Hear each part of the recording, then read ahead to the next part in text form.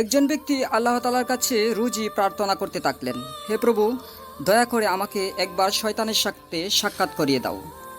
এই প্রার্থনা শুনে আল্লাহ তাআলা মনে মনে ভাবলেন, মানুষ কতটা অদ্ভুত। কিছু মানুষ আমার কাছে প্রার্থনা করে আমি যেন তাকে তার পিছনের সমস্ত গুনাহগাতা মাফ করে দিই।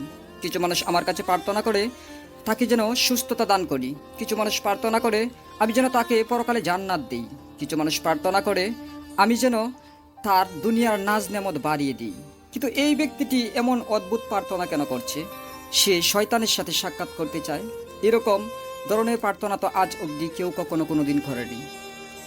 এই ব্যক্তি আশা না ছেড়ে দিনের পর দিন একই প্রার্থনা করতে থাকলো আল্লাহ তাআলার দরবারে।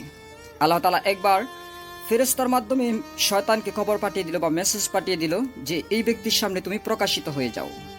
শয়তান যেহেতু আল্লাহ তাআলার পক্ষ থেকে একটা সংবাদ পেয়েছে, তাই হুড়মুড় করে পেরেশান হয়ে সেই ব্যক্তির সামনে ছুটে আসলো।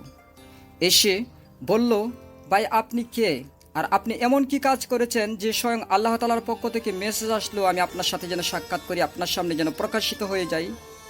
তখন সেই ব্যক্তি বলল, আমি একজন সাধারণ মানুষ, কিন্তু আমি দিনরাত আমল এবাদত করে আল্লাহ তাআলার কাছে একটি প্রার্থনা করেই যাচ্ছিলাম, আমি তোমার সাথে দেখা করতে চাই, তোমার সাথে কথা বলতে চাই। শয়তান বলল, ভাই আমি তো মহাব্যস্ত, আমি মানুষকে প্রতি মুহূর্তে অষ্টপ্রহর 24 ঘন্টা কিভাবে পাপ কাজে লিপ্ত করা যায় সেটা নিয়েই চিন্তা করি এবং সেই অনুযায়ী কাজ করতে থাকি। আপনি যদি আমার সময় নষ্ট করেন তাহলে তো অনেক আদম সন্তান বেঁচে যাবে। সুতরাং আপনি দয়া করে দ্রুত আমার সাথে কথাবার্তা যা আছে সেগুলো সেরে ফেলুন। তখন সেই ব্যক্তি প্রশ্ন করল, আচ্ছা বলো তো, তুমি শয়তান, তুমি হচ্ছে লানত-প্রাপ্ত, তুমি অভিশপ্ত। আল্লাহ তাআলা নিজেই তোমাকে অভিশাপ দিয়েছেন। তুমি বড় পাপী নাকি আমরা যারা আদম সন্তান তারা বড় পাপী? শয়তানের মুখে তখন মুচকি হাসি। শয়তান বলছে, আমি মনে করি, আমি বিশ্বাস করি এবং আমার কাছে মনে হয় আদম সন্তান মানুষ যারা পাপিষ্ট, অত্যাধিক পাপ করে তারাই হচ্ছে বড় পাপী।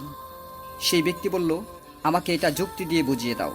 শয়তান বলে, যুক্তি দিয়ে বুঝিয়ে দেওয়াটাই আমার কাজ, কারণ আমি মানুষকে পাপ কাজে লিপ্ত করি শুধুমাত্র অদ্ভুত যুক্তি দিয়ে। আমার যুক্তি শুনে নাও।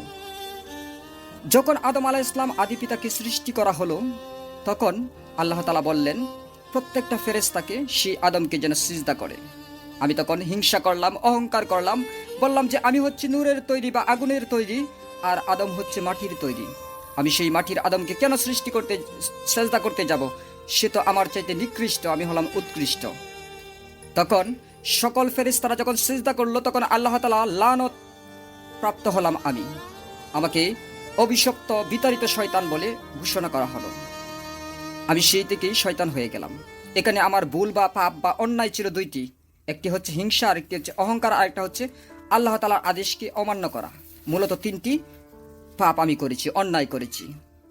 এই কারণে সেই সৃষ্টির শুরুর দিক থেকে কাল কিয়ামত অবধি আমি দুনিয়াতে পাপিষ্ট হয়ে বেঁচে আছি। আপনি একবার চিন্তা করে দেখেন, আপনি একবার কল্পনা করেন, আপনি একবার একটু ভালোভাবে মনোসংযোগ দিয়ে ভাবেন, যারা আদম সন্তান আছে, যারা পাপ করছে অনবরত, তারা প্রত্যেক দিন আল্লাহ তাআলার কতগুলো আদেশ নিষেধ অমান্য করছে, তারা কতগুলো অন্যায় করছে, তারা কতগুলো পাপ করছে। আমি যদি তিনটি পাপ বা তিনটি অন্যায় করে চিরজাহান্নামী হতে পারি, তাহলে আদম সন্তান প্রত্যেক দিন হাজার হাজার শত শত পাপ করে তারা আমার চাইতে বড় পাপিষ্ট কেন হবে না? তখন সেই ব্যক্তি বলল, আমরা পাপ করছি, সেই পাপের পথে তুমি আমাদেরকে ধোঁকা দিচ্ছ, প্রতারণা করছো, প্রভাবিত করছো। কিন্তু তোমাকে তো কেউ প্রভাবিত করেনি, তোমাকে তো কেউ ধোঁকা দেয়নি। তুমি নিজের ইচ্ছে মতোই আল্লাহ তাআলার বিধানকে অস্বীকার করেছো, আল্লাহ তাআলার আদেশ অমান্য করেছো। শয়তান বলে, হ্যাঁ ঠিক আছে, আমি যেহেতু মানুষকে প্রভাবিত করছি সেজন্যই তো আল্লাহ তাআলা তাওবার দরজা খোলা রেখেছেন, কিন্তু আমি যেহেতু নিজের ইচ্ছায় করেছি আমার জন্য তাওবার দরজা খোলা নেই। সুতরাং এখান থেকে আদম সন্তানের যে পাপ মোচনের একটা সিস্টেম আছে সেটার সাথে এটা কাটাকাটি হয়ে যাচ্ছে। তাহলে এই ব্যক্তি বলল, তার মানে আমরা যদি সারা জীবন ধরেও পাপ করি কিন্তু একটা সময় যদি আল্লাহ তাআলার কাছে ক্ষমা চাই তাহলে আমরা আবার সেই নিষ্পাপ হয়ে যেতে পারবো। শয়তান বলে, অবশ্যই, যদি তোমরা মনে অনুশোচনার আগুন জ্বেলে দিতে পারো, যদি আল্লাহ তাআলার দরবারে চোখের পানি ফেলে কাঁদতে পারো, যদি তোমরা আল্লাহ তাআলার রহমত পেয়ে যেতে পারো তাহলে তোমরা নিষ্পাপ হয়ে যেতে পারবে, কিন্তু আমার কাছে সেই সুযোগ নেই। তো ফ্রেন্ডস, আমরা এখান থেকে বুঝতে পারি আমরা যারা আল্লাহ তাআলার বিধান, আল্লাহ তাআলার আদেশ, আল্লাহ তাআলার নিষেধকে তোয়াক্কা করছি না, প্রতিনিয়ত নিজের মন মতো চলছি, তারা শয়তানের চাইতেও বড় পাপী হয়ে যাচ্ছে। আর শয়তানকে যেহেতু আল্লাহ তাআলা চির জাহান্নামী বলেছেন, আমরাও যদি আল্লাহ তাআলার ক্ষমা এবং রহমত দয়া না পাই, তাহলে যে আমাদেরকে কতদিন জাহান্নামে জ্বলতে হবে সেটার কোনো নিশ্চয়তা নেই। তো এই গল্প থেকে যদি আমরা শিক্ষা গ্রহণ করি এবং আমরা আমাদের জীবনটাকে ইসলামের পথে, ধর্মের পথে পরিচালনা করি, তাহলে হয়তোবা শয়তানের মতো এত বিরাট পাপীর চাইতেও পাপী হয়ে হাসরের মাঠে দাঁড়াতে হবে না। হয়তোবা আমরা বিনা হিসাবে জান্নাতে চলে যেতে পারবো। আর যদি আমরা এখন অবধি সেই পথে ফিরে না যাই, তাহলে কার কখন কবে যে আজরাইল চলে আসবে চোখের সামনে সেটার কিন্তু কোনো নিশ্চয়তা নাই।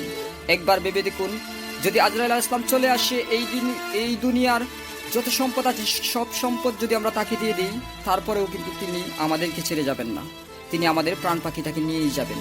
সুতরাং সময় থাকতে চলো সবাই দিনের পথে ফিরে যাই, সবাই আল্লাহ তাআলার হুকুম আহকাম মেনে চলি। তো আজকে আমার এই গল্পকারী কেমন লেগেছে অবশ্যই কমেন্টস করে জানিয়ে যাবেন। যদি সামান্যতম ভালো লেগে থাকে তাহলে ভিডিওতে একটি লাইক দিয়ে বন্ধু বান্ধবের সাথে শেয়ার করবেন। আপনি যদি আমাদের নতুন শ্রোতা দর্শক হয়ে থাকেন তাহলে চ্যানেলটি সাবস্ক্রাইব করে বেল আইকন প্রেস করে রাখুন, তবে নিত্য নতুন ভিডিও সবার আগে পেয়ে যাবেন। সকলে ভালো থাকুন, সুস্থ থাকুন, কথা হবে নেক্সট টাইম। আজকের মতো বিদায়, আল্লাহ হাফেজ।